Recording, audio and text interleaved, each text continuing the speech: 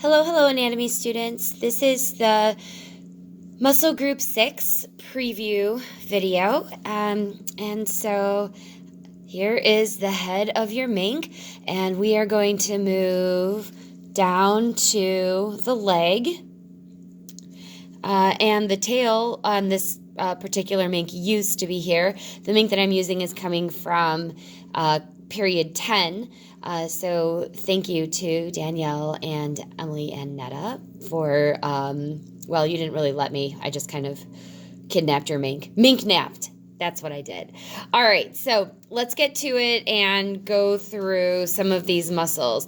As you can see, I've got a lot of fat here and some other tissues. So I'm going to go ahead and do a little bit of cleaning, but I'm also going to zoom in a little bit for you so that you can watch what I'm doing a little bit better.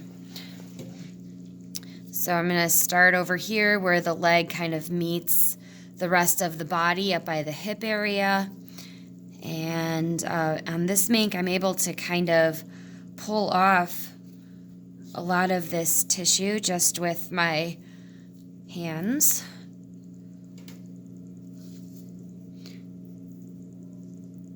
So anything that's kind of this whitish, yellowish, gloopy tissue is what you're going to need to take off. And again, the whole point here is to be able to see the muscle fibers that lie underneath. And, you know, if you're not sure if you're removing fat or if you're removing muscle tissue, you know, just take your fingers and pull up on it a little bit. And if it's this like white and yellowish kind of fibrous material, then yeah, you know, that's something that you can definitely scrape through and try and remove. I'm going to come down here towards a little bit more towards the paw. Let's see. This, yeah. We have a pretty big glob of fat right here, so I'm going to go ahead and remove that as well.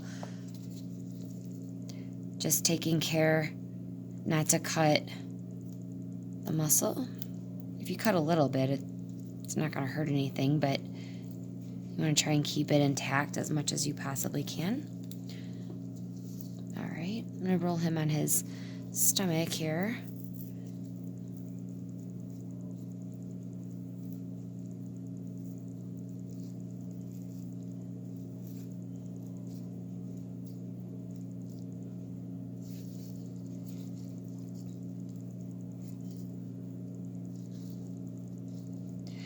All right.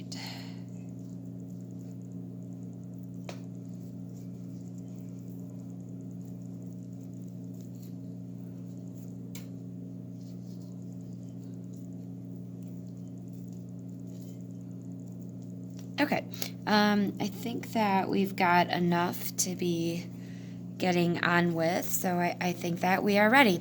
Okay, here we go. So you can follow along in your Mink muscle coloring packet.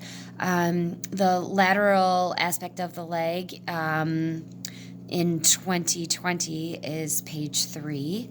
So if you want to get that out and get a couple of colored pencils, then you can go ahead and grab those. All right. Our first muscle is the Sartorius muscle, and that is the one that runs right along the top of the leg. And there's this ribbon of fat that you see here. So I'm just going to get my probe and kind of pull this muscle away from the rest of the leg. And this kind of reminds me a little bit of dorsoepitrogleralis, just from its placement and just, you know, how easy it is to kind of separate it from the rest of the body. So just kind of cleaning it up a little bit here. So Sartorius is a strappy muscle. We're only seeing a part of it here. We're going to see the rest of Sartorius when we do the medial aspect of the leg. All right, so there's still just a little bit more fat here, so I'm going to try and get rid of this so that we can see more of the muscles. All right, there we go. Our next muscle is the tensor fascia lata. This is the muscle here, and it looks really small because it is. So I'm just going to get my probe here and go under tensor fascia lata. And the thing about fascia lata is that it's connected to the knee by, well, a lot of fascia. So right where my probe is here, I'm just kind of running it underneath the fascia that is connecting this muscle to the knee. And in order to reflect this muscle, I need to cut this connective tissue down by the knee. And then there we go. So I want to take this muscle and like flip it upwards so that you can see what lies beneath. So I'm just going to cut right along the side and pull up on that connective tissue and reflect my muscle upward. There we go. And beneath that muscle, we have another muscle that's not labeled on your picture because it would have been too difficult for you to color the fascia that connects the tensor muscle to the knee and to color this muscle a different color. So this muscle is our Vastus Lateralis, and on your page, you should make a note that the tensor fascia lata is superficial to the Vastus Lateralis. And Vastus Lateralis, like I said, it's not on your coloring page, but it is in your muscle list of muscles to know. So that is tensor fascia lata. Superior to tensor fascia lata up here, this is your Gluteus Maximus. Now, if you're having trouble seeing it, one little trick that you can do is reflect the tensor fascia lata upward and then just kind of use your probe and like press down on the little crease that it makes, because when we bring this back down, now you've got a nice crease right here that's separating tensor fascia lata from our Gluteus Maximus, which we see right here. Now, some of you are going to have some connective tissue that lies on top of Gluteus Maximus, and so you might just want to scrape a little bit and see if you can get more of it off of the mink. Okay, the next muscle that I wanted to show you is this large muscle here. This is called the Biceps Femoris. It's just this big muscle, like big biceps. And remember that the word biceps means two heads. So there are two heads to this muscle that have different connection points. And femoris means pertaining to the femur. And that's the bone that this muscle is connective to. So this is called our biceps femoris. All right, so our next muscle is the Kado femoralis. Kado means tail, and femoralis, again, pertaining to the femur. What I like to do is to kind of give a little tug on that biceps femoris, just so I can see like this little separation that happens in between my Gluteus Maximus and Kado femoralis. It's going to be around this area here. I'm going to see if I can't clean this up a little bit more so that we can see some separation a little bit better. So we can see the borders of this muscle a little bit more. All right.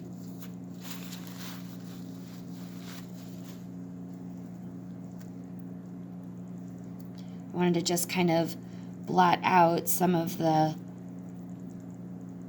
fat tissue here. You know, after you work with it a little bit, it can start to liquefy and cause a little bit of a glare on the video, so try and reduce that for you as much as I can.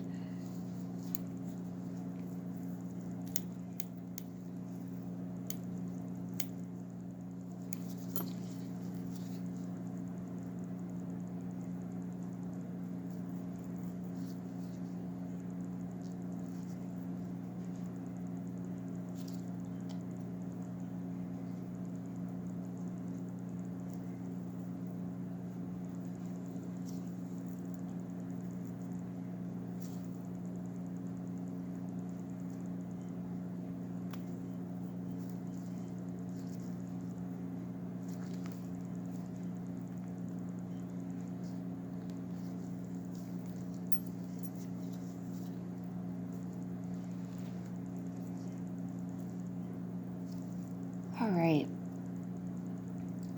So as I'm tugging on biceps femoris, my Kado femoralis is kind of attached to it, but you can see that here we have a little bit of a separation between Gluteus Maximus and Kado femoralis. And again, just like how you were looking for the borders of teres major, that's kind of what I'm doing here in order to find the border of our Kado femoralis.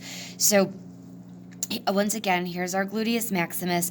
This is biceps femoris, and when I tug on it, I see this little separation here. I've also got a separation here, and we'll get to this muscle in just a moment. But in between this area, right in here, this smaller muscle, this is called the Kado femoralis. And I can probably see it a little bit better if I snip some of these other fibers of adipose tissue.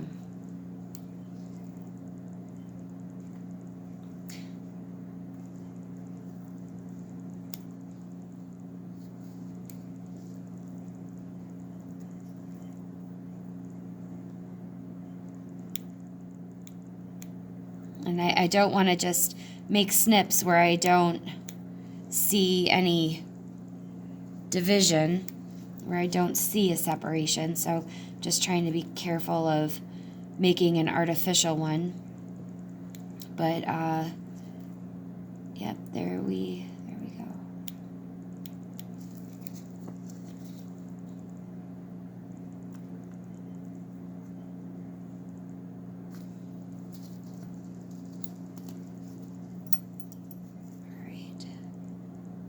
All right. I think that for our purposes, that's just fine. Okay. So this muscle right here, we have Kado femoralis. All right, and then caudal to Kado femoralis, we have another muscle that starts here at the base of the tail. And again, this tail has been cut, but this muscle here starts at the base of the tail, and then it's going to wind around to the medial aspect of the leg. So we are going to see this muscle again when we do the medial dissection. But this muscle here is semitendinosus. Now, when you're working on isolating semitendinosus or defining it a little bit more, the thing to be cognizant of is that when you're cutting near the tail, you need to make sure to avoid cutting through the anal glands because they can still have a little bit of musk. And in this mink, it looks like I've got a small remnant of the anal gland here. So try to leave that intact. Otherwise, we could have a stinky situation. I've never experienced that in one of my classes, but let's try not to be the first. I have heard stories. So okay. So this muscle then right here is semitendinosus. All right, one more muscle and we're almost done. And this mink is actually in the perfect position to see this last muscle quite easily. We're looking at the very back of the lower leg. This is the calf muscle. So I'm going to turn him a little bit just so that you can see it. Now, the calf muscle has a very interesting name because the root of it means belly. The name of this muscle is the Gastrocnemius. And gastro means belly. And the reason why anatomists named it this way is because you have this big swollen ball of muscle that makes up the bulk of gastrocnemius. And it's kind of like the rounded portion of a pot belly stove. So this is called gastrocnemius. And you can feel your own calf muscle and, you feel up towards the knee joint. There's like that big ball of muscle. So that's kind of what I'm talking about here. Now, oftentimes there's a large pocket of fat that likes to live right on top of gastrocnemius. I had a little bit of it here. I'm just going to remove some of it for you so we can see the muscle more clearly. And then I have some down here too. So again, just be careful. You don't want to sever the muscle. But gastrocnemius is right here, that calf muscle, and that's the last muscle in group 6. So once again, we have Sartorius, Tensor fascia lata, Vastus Lateralis, Gluteus Maximus, Kado femoralis, Biceps Femoris, semitendinosus, and Gastrocnemius. Oh, and I should mention that Gastrocnemius is actually pictured on page 2 of the 2020 coloring packet. That's labeled as muscle letter B, and then A is simply pointing to the tibia because that's the bone that this muscle is connected to. All right, that's it for muscle group 6. Good luck on your own dissections.